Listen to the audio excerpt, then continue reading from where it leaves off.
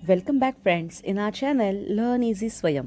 अभ्यास करणं ही एक मजा किंवा आनंद आहे जर तुम्ही लर्न इझी स्वयं या यूट्यूब वाहिनीद्वारे अभ्यास करत आहात.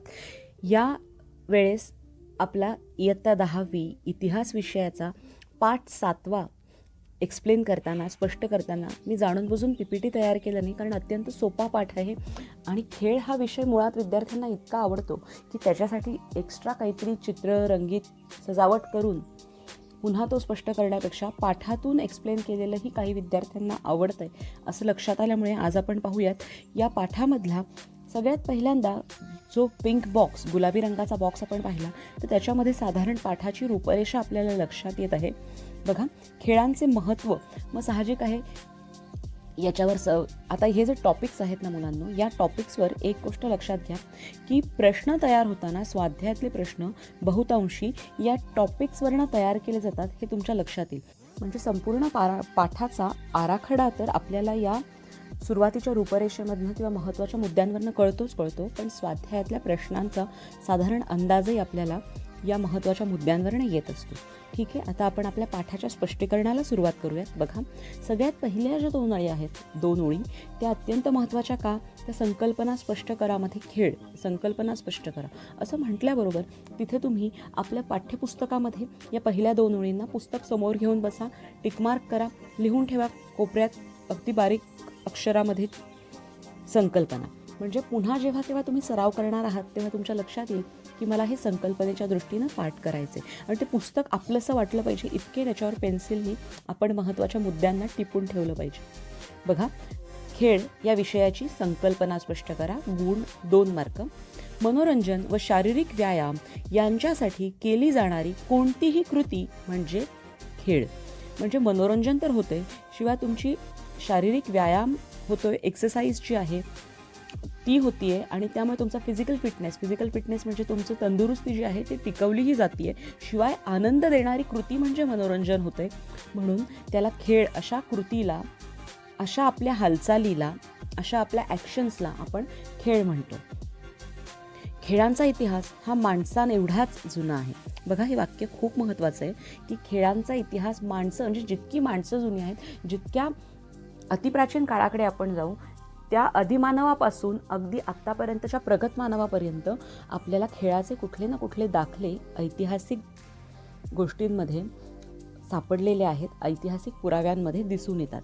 कारण काय, तर मुळात खेळणं ही माणसाची नैसर्गिक प्रवृत्ती आहे. आता इथे अंडरलाईन करा, कारण वेगळ्या पद्धतीचा शब्द इथे आलेला आहे. अगदी इन डिटेल पाठाचं जर आपण स्पष्टीकरण पाहिलं तर याच्यावर रिकाम्या जागा, जोडी, याच्यावर चुकीची जोडी ओळखा, या पद्धतीचे प्रश्नही तयार होऊ शकतात.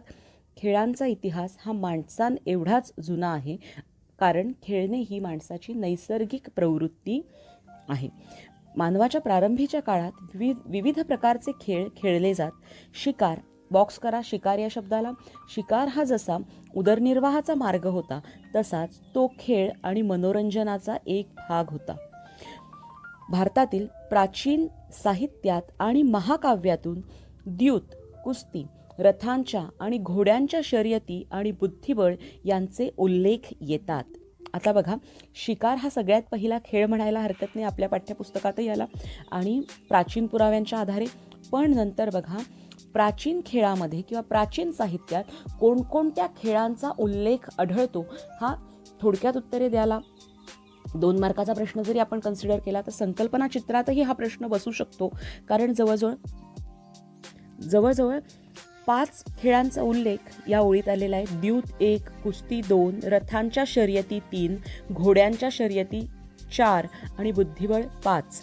म्हणजेच रथांच्या आणि घोड्यांच्या शर्यती आपण एकत्र कन्सिडर केलं, एकत्र लक्षात घेतलं तरी बुद्धिबळ हा 4था खेळ होतोय. म्हणून इथे लगेच संकल्पना चित्र, एक गोल काढा, कडेला 4 दिशा दाखवा आणि तुमच्या लक्षात येईल की हा अशा पद्धतीचा प्रश्न आपण तिथे लक्षात घेऊ शकतो. मुलांना आता याच्यानंतर आपण, माहीत आहे का तुम्हाला, हा पहिला ऑरेंज कलरचा बॉक्स बघूयात जो डावीकडे आहे. वडोदरा येथील प्रसिद्ध पहिलवान जुम्मादादा आणि माणिकराव यांची व्यायामशाळा, पतियाळा येथील क्रीडा विद्यापीठ, गुजरातमधील स्वर्णिम गुजरात स्पोर्ट विद्यापीठ, गांधीनगर, कोल्हापूर येथील खासबाग आणि मोतीबाग तालीम, अमरावती येथील हनुमान व्यायाम प्रसारक मंडळ, पुण्यातील बालेवाडी येथील श्री शिवछत्रपती क्रीडा संकुल कुस्ती व इतर खेळांच्या प्रशिक्षणासाठी प्रसिद्ध आहे. आता बघा मुलांनो, ही जी नावं आहेत या नावांमध्ये साधारण काय दिसतंय, तर संपूर्ण देशातला विचार केला तर महाराष्ट्रातल्या काही ठिकाणांचा किंवा काही प्रशिक्षण केंद्रांचा उल्लेख झालेला आहे. त्याचबरोबर वडोदरा, सुरत इथला उल्लेख आलेला आहे.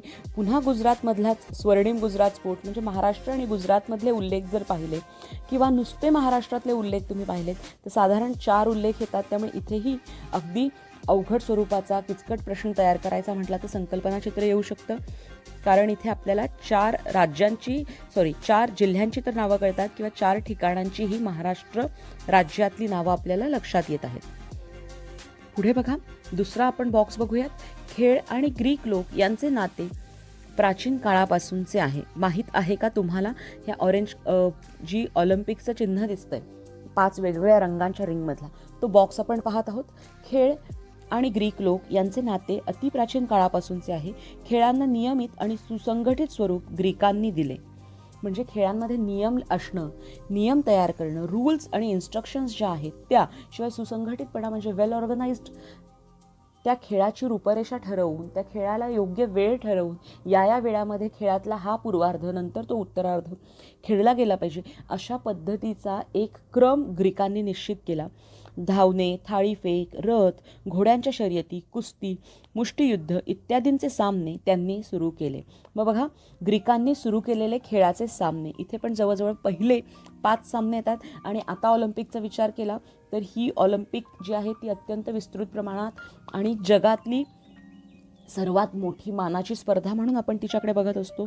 त्यामुळे सुरुवातीचे जे गेम होते त्या गेम्सला पुन्हा इथे संकल्पना चित्र, एक गोल किंवा चौकोन काढायचा, 4 बाणांच्या दिशा दाखवायच्या आणि तिथे आकडे घालून ठेवायचे. धावणेला पहिला आकडा येईल, थाळीफेकला दुसरा येईल, रथ आणि घोड्यांच्या शर्यती तिसरा, चौथा कुस्ती आणि 5वा मुष्टियुद्ध इत्यादींचे सामने ग्रीकांनी सुरू केले.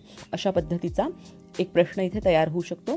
प्राचीन ऑलिम्पिक ही खेळाची स्पर्धा, ऑलिम्पिया, आता या ऑलिम्पिया या शब्दाला बॉक्स करा कारण ऑलिम्पिक आपल्याला माहिती आहे, पण ऑलिम्पिक हे नाव ऑलिम्पिया या ग्रीक शहरात, म्हणजे ऑलिम्पिया हे ग्रीक शहराचं नाव आहे आणि त्या ग्रीक शहराच्या नावावरून ऑलिम्पिक हे नाव या स्पर्धेला दिलं गेलं.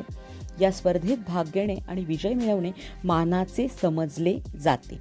मग हे तुमच्या लक्षात आलं असेल, अत्यंत महत्त्वाचा टॉपिक. आता बघा, खेळांचे महत्त्व हाही प्रश्न बरेचदा रिपीट होतो. यावेळेसची तर पोर्शन कमी झालेला आहे, त्यामुळे या धड्याला अत्यंत महत्त्वाचं वेटेज तर आलेलं आहे. शिवाय सोपा धडा म्हणून आपण अत्यंत चांगल्या पद्धतीनं या प्रश्नांची उत्तरं पाठ करणार आहोत.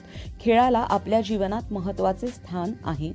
जीवनातील व्यथा, चिंता, आता महत्त्व म्हणूनच मुद्द्यानुरूपच तुम्ही उत्तर लिहिताय असं करून आकडे देऊन ठेवा आणि त्या पद्धतीनं उत्तर लेखन करा. खेळाला आपल्या जीवनात महत्त्वाचे स्थान आहे. जीवनातील व्यथा आणि चिंता विसरायला लावण्याचे सामर्थ्य खेळामध्ये आहे. मनाला विरंगुळा देणे, मन ताजेतवाने करण्याचे काम खेळ करतात. ज्या खेळात भरपूर श्रम किंवा शारीरिक हालचाली कराव्या लागतात त्या खेळांमुळे खेळाडूंचा व्यायाम होतो. म्हणजे सोपं वाक्यही तयार करा, खेळाडूंचा व्यायाम खेळामुळे होतो. शरीर काटक आणि बळकट बनण्यास खेळांमुळे मदत होते. खेळांमुळे मनोधैर्य, चिकाटी, खिलाडूपणा इत्यादी गुणांची वाढ होते. सांघिक खेळ खेळल्यामुळे आपसात सहकार्य आणि संघभावना वाढीस लागते. नेतृत्व गुणांचा विकास होतो. खेळांचे महत्त्व अत्यंत महत्त्वाचा प्रश्न टिप्पण करून ठेवा, पुस्तकात नोंदवून ठेवा. मी आता इथे थांबतेय. आपला पुढचा व्हिडिओ खेळांचे प्रकार यावर आधारित असेल. धन्यवाद.